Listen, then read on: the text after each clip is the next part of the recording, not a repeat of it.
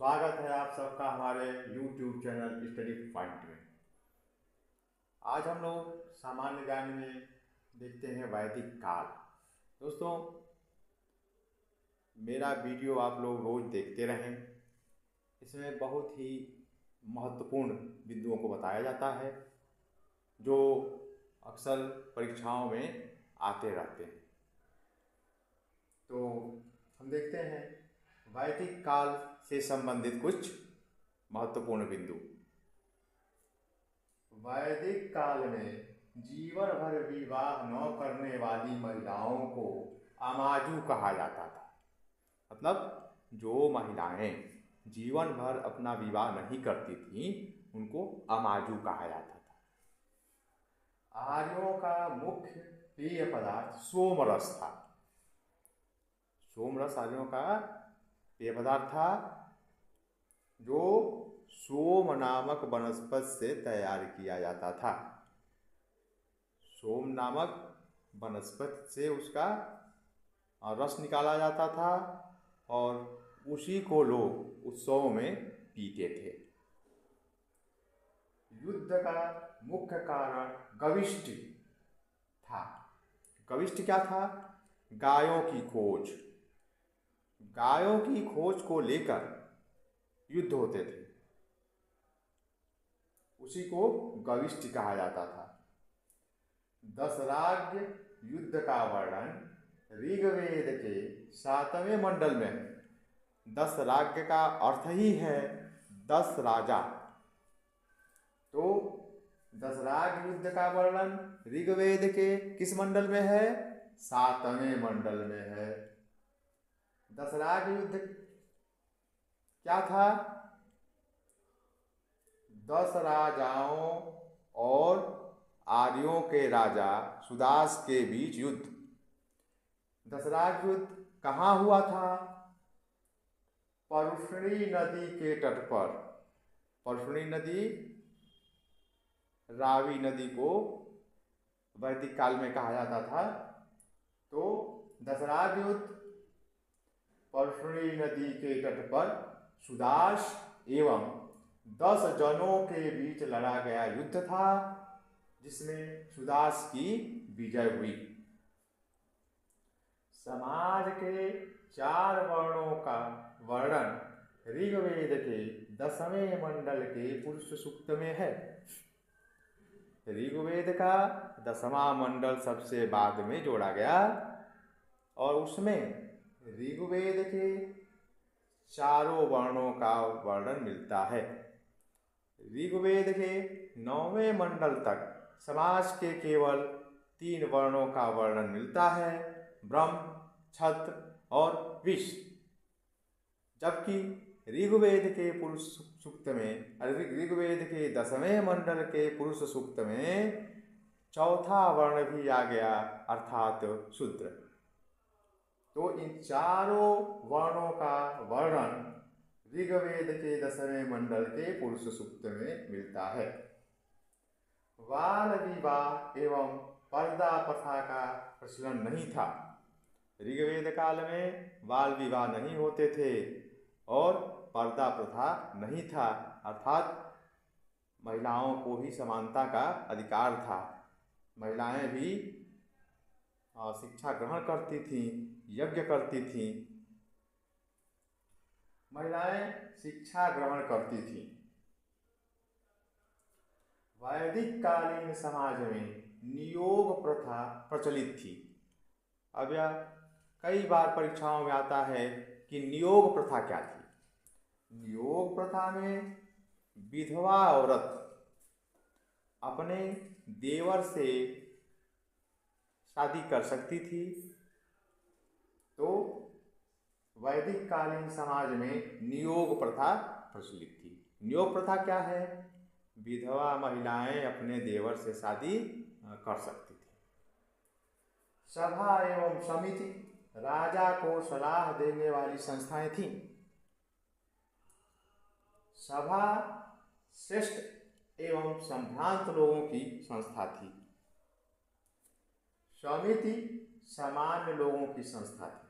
तब राजा को सलाह देने के लिए कुछ समितियां बनी हुई थीं, जिसमें सभा और समिति मुख्य थी। सभा क्या थी? श्रेष्ठ एवं संभ्रांत लोगों की संस्था थी, जबकि समिति सामान्य लोगों की संस्था थी। समिति के अध्यक्ष को ईशान कहा जाता था। महिलाएं सभा एवं समिति दोनों में भाग ले सकती थी। उस समय की महिलाओं को यह अधिकार था कि वह सभा और समिति दोनों संस्थाओं में भाग ले सकती थी और अपने विचार राजा को बता सकती थी, राजा को सलाह सुझाव दे सकती थी। व्यापार हेतु दूर दूर तक जाने वाले लोगों को पणि कहा जाता था।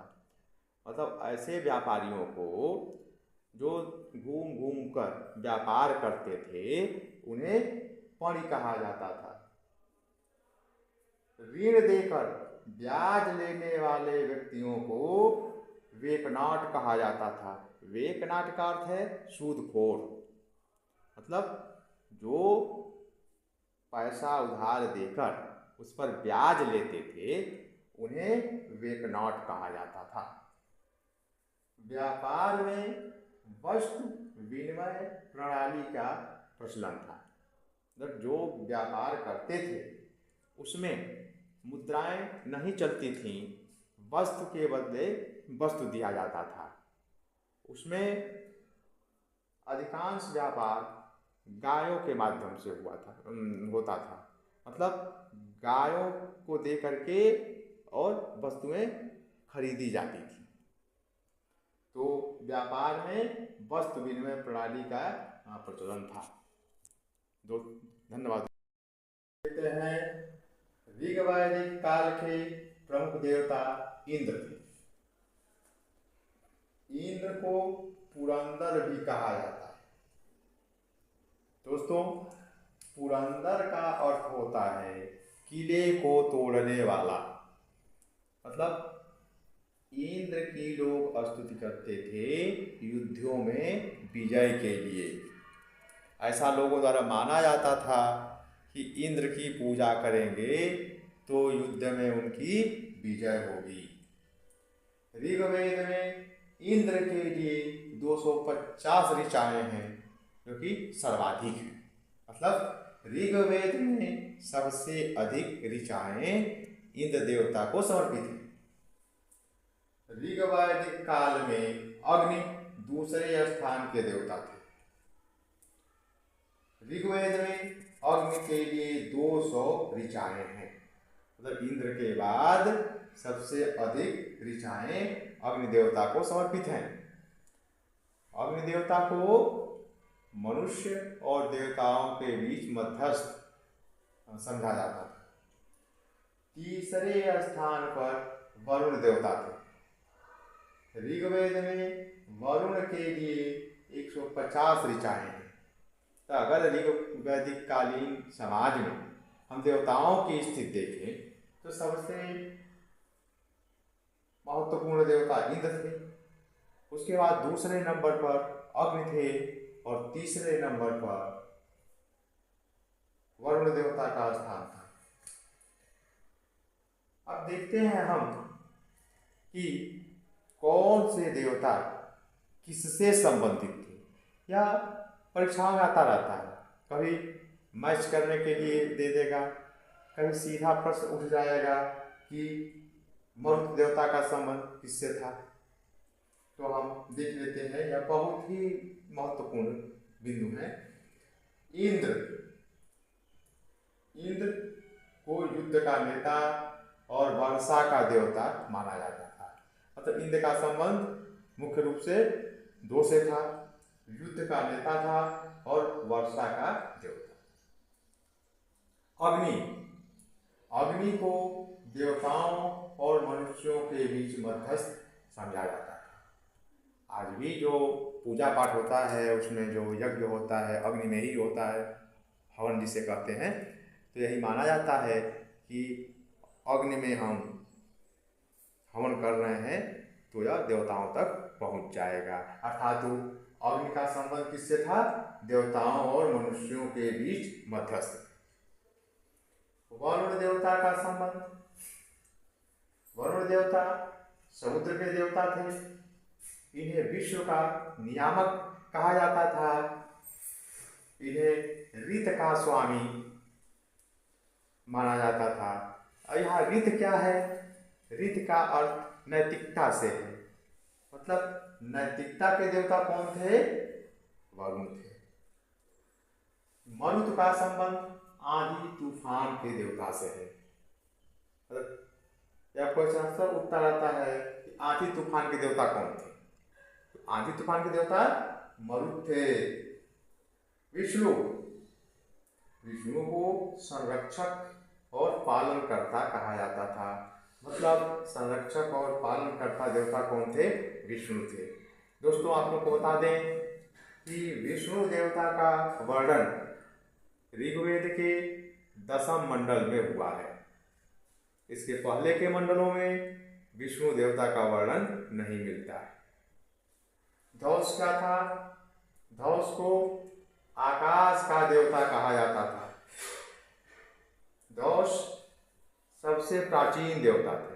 मतलब सारे देवताओं में सबसे प्राचीन देवता में ध्वज का नाम आता है। अश्विन, अश्विन विपत्तियों को हरने वाले देवता थे। पूषण पशुओं का देवता होता था। उषा प्रगति एवं उत्थान की देवी होती थी। सोम, सोम को वनस्पतियों का देवता माना जाता था।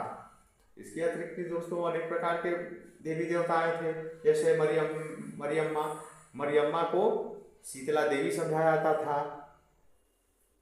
और धन्यवाद दोस्तों, आप लोग हमारे YouTube चैनल को लाइक और सब्सक्राइब करते रहें, जिससे हमारा उत्साह बढ़ता रहे और हम आप लोगों के लिए महत्वपूर्ण प्रश्नों को खोजकर लाते रहें। धन्यवाद।